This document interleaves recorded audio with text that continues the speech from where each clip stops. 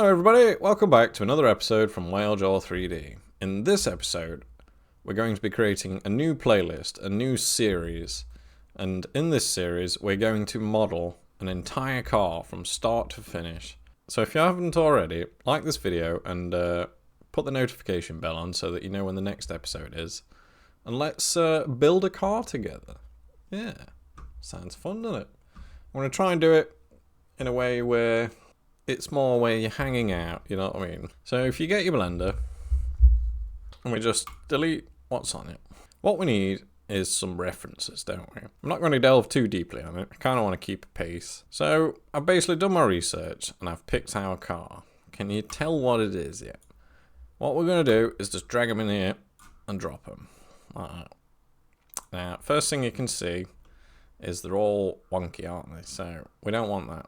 Now what you can do is go straight on like that and reset it all through your items panel here, you know what I mean? So if we went like that, we press 0, it's just going to square everything off, you know what I mean? Now what we can see is it's only imported one, hasn't it? So it obviously don't like you doing that, but we probably want it on this plane anyway. So now you know this, what we're going to do is click this one because this one's a better quality. I found them on a famous image place, I forget what it's called, but if we just drag them in one at a time, we're going to need an outside one, you know what I mean, so we can reference the little bits and bobs on it. Now when you move, you'll notice like, oh my god, they've gone missing. What you need to do is, if you look at this little red box here, can you see that box? So if we go down to this one here, which is the data, we can come down, scale down, and we can see that it's only going to be shown in the orthographic. We also want it in the perspective, don't we? So if we select this one, it'll make our pictures show up, yeah? So if we do that on all of them, in this section we can also hide the back. So when we're behind it, it hides it like this, and as you can see, it's selected on this one here, yeah? This is also handy when you're moving around, it's good for it to disappear, yeah? So now we've got our reference images in, we probably should place them a little bit better, shouldn't we? So if we just press G to move it, or if you select this one here, the move icon, I like this one. It means you don't have to use your other hand, you know what I mean? It gives you an armor break. You can just click on things and move them like that, using the little gizmo, I think it's called. So we can just shove them back out of the way there. Now, the next thing I usually do when I'm building a car, we click on our scene, this one here. And what I always like to do is change, because yours is probably in meters. It'll be in this one. I like to put it into millimeters. It looks like I'm already settled for it. Because I'm from the UK, yay! Comment below where you're from. I love those comments. Like, I had someone from Argentina, someone from Texas. It's like, oh my god. You know what I mean? So always comment below where you're from. And if you like, you're on this journey to build a Batmobile. Yeah. Sidetrack there. So the first thing I like to do once we've sorted the measurement system is press Shift and A like that, and then go to cube, and we're going to add a basic cube.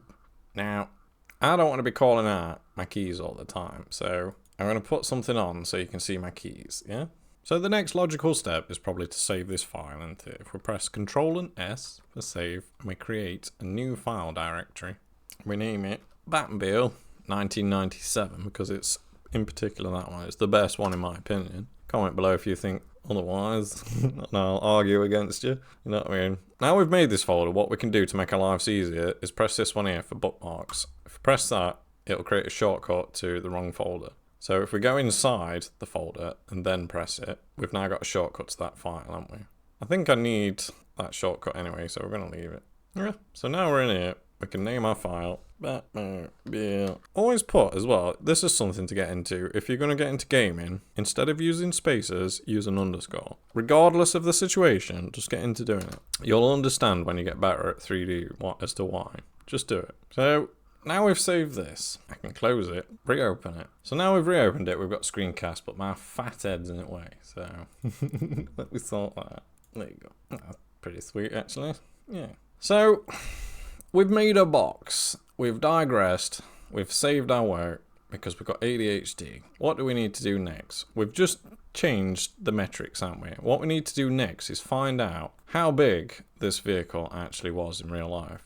because using the real life measurements is everything. If we're going to be using cycles, which is a ray tracer, which needs to calculate via maths, like, so it needs to be correct to like calculate the correct kind of lighting effectively, you know what I mean? So if we put in Batmobile 1997 size dimensions, Wikipedia is going to help us out. God bless you, Wikipedia. So the wheelbase is 126 inches. So that's the wheel-to-wheel center of each wheel. The length is 226 inches. So as you can see, it's using inches. So what we can do now, as I've just showed you, let's go to this, and we can change this to, what is an inch?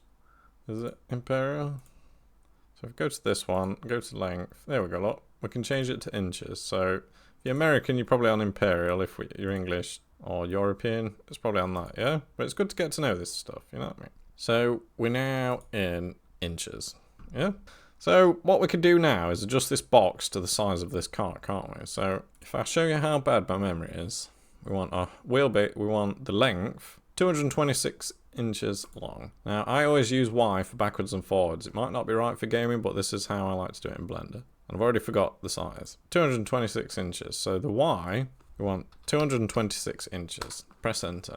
You've got yourself your length. Yeah? Now we just need to repeat this for the width, which is 90 inches. So that's our X dimension. This one here, our red one. I remember starting out, the X, Y, and Z used to blow my box. Don't worry, eventually it becomes second nature. Just with the colours as well. And our height is 48 inches. And there we have the dimensions of our Batmobile. Yeah? Awesome. So what we could do with this one now is we only need it as a reference, don't we? So may as well show you a little trick. So if you come on to Object Properties and scroll down, you can see in our viewport display option, we have it as a textured object. We don't need it to be, we just need it to be a wireframe, don't we? Just so we can gauge and measure. Yeah, so there you go, that's a handy tip. The viewport display in your object properties. Also, don't worry, this menu actually becomes very basic once you've done everything, you know what I mean? It looks a lot of stuff, but it's not. Yeah. So now we've measured our car, what we need to do next is create, using this blueprint, a guide. So if you select this object, I'll show you a little trick. If you press Shift and S, what we can do is put the selection to the cursor. Now, what is a cursor? I'm going to teach you this early because it's important. Our cursor is that thing there. Can you see the little tiny red and white circle thing there? That is called a 3D cursor. There you go, it's better to see like this. Look. That right there is called a 3D cursor. This governs where it's like your aiming target, you know what I mean? If you press Shift and then right click, you can move this cursor around, yeah? This is basically, it's a target. When we want to do something, the computer will say, right, I'll aim for that, yeah? It's really handy to know this. And what also this cursor does is tell an object where the center of it is. As in, if you've selected that object and you want to rotate it, you'll notice it's rotating around this 3D cursor now, isn't it? Yeah. Now, can you see that little yellow dot in the middle? That works similar, but this is called an origin. Now, what an origin is, it's the same as a 3D cursor, but it's the 3D cursor of that object, you know what I mean? It's the area that we say is its center, shall we say. So, in order to make that object rotate from its origin, we have a menu up here, and it's called Transform Pivot Point. And as you can see, it's basically saying when you transform something or rotate it, it's going to use the 3D cursor as its center point. Yeah. Now, if you want it to rotate around the actual object's individual origin, and that's the difference in name, see, an individual origin, you can change it to that. So when we press rotate, we now rotating around that little yellow dot. Yeah, we can change that, but we don't need to know that yet. It's just that you need to know that you've got a 3D cursor and you've got yourself an origin. It's going to be very important in car modeling. You'll see why in the future. So using Shift S, I can return that 3D cursor to the world origin like that. Look, yeah. What we need to do is go into orthographic mode, and that's basically like exactly square on. You can change that here if you want. You can go to orthographic or perspective. Orthographic's like completely square on, like a graphic design image, whereas perspectives like looking through a camera, you know what I mean? You've got depth and stuff, yeah? You can change that there. So when you look at it like this way, this is orthographic, and it's like how it's graphically designed, always straight lines and stuff. And that's with perspective, as if looking through an eye, and it like obviously it's a round object, the lens and stuff, yeah? Make sense? I'll try not to waste too much time on that stuff, but what we need to do then is move that object using G, the letter G, and aim for that little square box, don't we? Yeah? And what we need to do, using the letter S on your keyboard, if you also want to use shortcut, if you like, say like you're a one-armed man and you can't use your left hand, this is where you'd click it, yeah? So if we press scale, well no, I don't like to. Use the keyboard shortcuts, it's better. So if we press S to scale, we can make this object bigger, can't we? We press G again to move it. We can roundabout get it into the box. Now bear in mind, these objects are not like real blueprints, you know what I mean? So we are just guessing here. I'm going to use the bottom of the car as like a baseline, you know what I mean? Because I feel like, I don't know, let's go up. It kind of fits, doesn't it? So if you scale it down a little bit, you know what I mean? It's up to you. A wise man once said, real men don't use blueprints to design cars, and it's like, yeah, if you're inventing new cars, but if you're doing something that already exists, you obviously need to do this, don't you? So if we now press G to move it, and we need to move down the green axis, that axis is the Y axis. So if you press Y, you can then move it along only that axis, yeah? We obviously don't want it to cover up our box, because that's where we're working into, yeah? So if we push it back and we turn it around, we need to make sure that it's obviously invisible when we turn it, otherwise it'd be really annoying. Now you've got to repeat this process on the other side. So if we now rename this empty to, where is it? It's the front. I did that by just double clicking on it. You can press F2 if you want. Now what we need to do, we need to duplicate this layer. So if we press Shift and D, we'll have another one, won't we? We just move it over and then press the left mouse button to place it.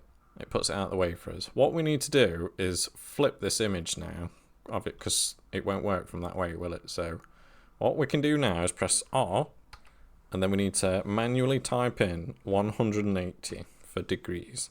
And if you notice, look, it's gone wonky. So we need to specify an axis, which is going to be the blue one. So if we press Z now, you'll notice it's spun around. So if we press enter, we can use the middle mouse button. I don't know that I've told you how to move it around, you know what I mean? We've obviously spun it around, yeah? So if we press G to move it and aim her into our box, we've already scaled it, haven't we? So it should kind of fit. And it's when you'll notice, like, the blueprints are never like truly bang on. If you kind of get them roundabout, we are going to be doing some guesswork. We just need the basic raw shape, you know what I mean? That's half of the battle. So now we've done that, what we need to do is move that. Obviously now I've got this selected. This is why I like this gizmo. I can just push it back out the way like that, yeah? And at no point when we're looking at the box is any image bothering us, yeah? What we need to do now is rename that one. Get into renaming because it gets crazy at points. So we've got front and a back. So we need to select this one, or whichever one you want. Press Shift and D again, move it, and then rotate the Z. You can press Z first, and then 180. That'll spin it around. But if we can see, it's all wonky. Done that wrong. Shift and D, and this time press the right mouse button. It will return it exactly to where you duplicated it. We probably want this. We also need to rotate it now, don't we? So if we press rotate, but this time press Z, and we only want 90 degrees this time, don't we? We press 90. We can see we've got it on this side. So we'll do this side first, yeah? Oh. First, we need to make sure which way our car's facing. So if we're doing the front, it's facing that way. That needs to face the other way, doesn't it? So we need to spin it again now, 180 degrees. So we press R, Z, and 180. Our car is facing the right way, yeah? If we click the X to put us into orthographic, and then press G to move it, we can start aiming in our car. And if we look, our box is not doing too bad, you know what I mean? It's not bad. But they're never going to be exact, just so you know. they're never exact, ever. It's free, you know what I mean? You got to put some work in. But it's never like, you know what I mean? I'm grateful. I'm really grateful for that, what I do have. So, the next one we need to do is the roof, isn't it? So, if we press Shift and D again to duplicate, but this time we need to rotate the Y axis. So, if we press R, Y, 90...